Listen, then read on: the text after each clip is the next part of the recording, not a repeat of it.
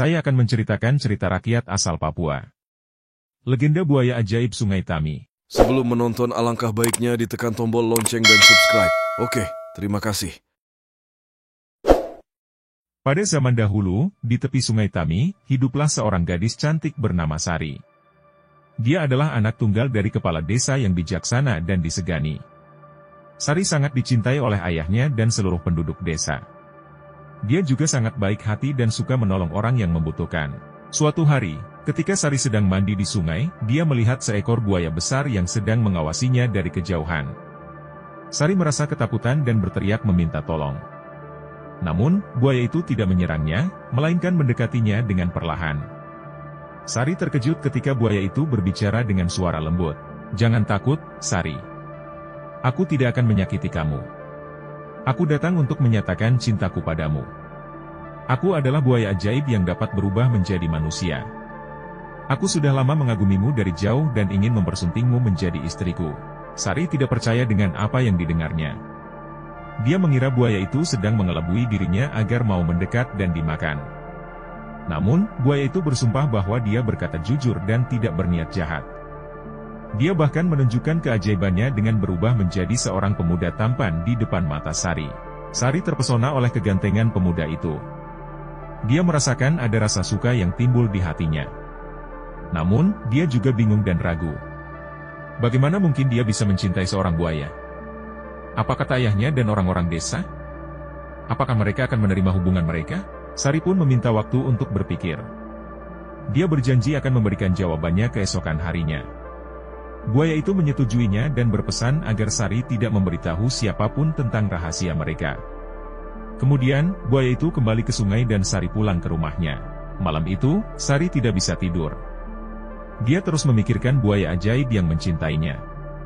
Dia merasa bimbang antara hati dan akal. Di satu sisi, dia menyukai pemuda itu dan ingin bersamanya. Di sisi lain, dia takut akan reaksi ayahnya dan orang-orang desa yang pasti tidak menyetujui hubungan mereka. Sementara itu, di sungai, buaya itu juga tidak bisa tidur.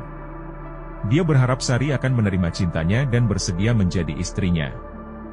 Dia berencana untuk membawa Sari ke tempat tinggalnya di dalam sungai dan hidup bahagia bersamanya. Dia tidak peduli dengan pandangan orang lain. Yang penting, dia dan Sari saling mencintai. Keesokan harinya, Sari kembali ke sungai untuk bertemu dengan buaya ajaib. Dia sudah memutuskan pilihannya. Dia akan mengikuti hatinya dan menerima cinta buaya ajaib. Dia tidak mau menyia-nyiakan kesempatan untuk mendapatkan kebahagiaan. Dia yakin buaya ajaib akan melindungi dan menyayanginya. Namun, ketika Sari sampai di sungai, dia mendapati buaya ajaib sedang terluka parah. Ternyata, desa mereka diserang oleh musuh dari desa lain. Buaya ajaib yang mengetahui hal itu, segera membantu desa Sari dengan cara menenggelamkan perahu-perahu musuh. Namun, dia juga terkena panah dan tombak yang dilemparkan oleh musuh. Sari menangis melihat keadaan buaya ajaib. Dia berlari ke arahnya dan memeluknya erat. Dia memohon agar buaya ajaib tidak meninggalkannya. Dia mengatakan bahwa dia sudah menerima cintanya dan bersedia menjadi istrinya. Dia berharap buaya ajaib bisa sembuh dan hidup bersamanya. Buaya ajaib tersenyum lemah. Dia merasa senang mendengar ucapan Sari. Dia mengucapkan terima kasih dan meminta maaf karena tidak bisa memenuhi janjinya. Dia mengatakan bahwa dia akan selalu mencintai Sari, meskipun dia sudah tiada. Kemudian, dia menghembuskan nafas terakhirnya di pelukan Sari. Sari terpukul dan histeris. Dia tidak mau melepaskan buaya ajaib yang sudah menjadi mayat. Dia menyesali keputusannya yang terlambat. Dia merasa bersalah karena tidak segera menyatakan cintanya. Dia berharap dia bisa mengulang waktu dan mengubah nasib mereka. Tiba-tiba, langit menjadi gelap dan petir menyambar. Suara guntur bergema di udara. Sari merasakan ada sesuatu yang aneh terjadi. Dia melihat tubuh buaya ajaib berubah menjadi cahaya dan naik ke langit. Dia juga merasakan tubuhnya ikut terangkat oleh cahaya itu. Rupanya, Dewa Sungai merasa kasihan melihat kisah cinta mereka yang tragis. Dia memberikan rahmatnya kepada mereka dengan cara menyatukan jiwa mereka di surga.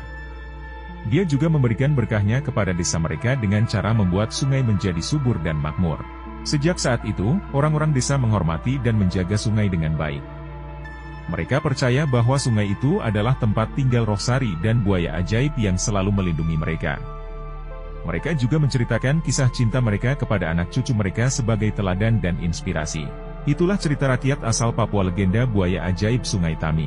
Pesan moral dari cerita ini adalah keputusan yang terlambat dapat menyebabkan penyesalan. Jika kita sudah menemukan cinta sejati, kita tidak boleh ragu-ragu untuk menyatakan perasaan kita. Kita harus berani mengikuti hati kita dan tidak peduli dengan pendapat orang lain. Kita harus menghargai dan menyayangi pasangan kita selagi masih ada kesempatan. Mohon maaf jika ada penyebutan kata-kata atau tempat, nama, dan gambar yang salah atau menyinggung perasaan penonton. Sekali lagi mohon maaf. Dan semoga kalian para penonton merasa terhibur dengan cerita yang baru saya ceritakan. Dan sampai ketemu di cerita-cerita rakyat selanjutnya. Terima kasih sudah menonton.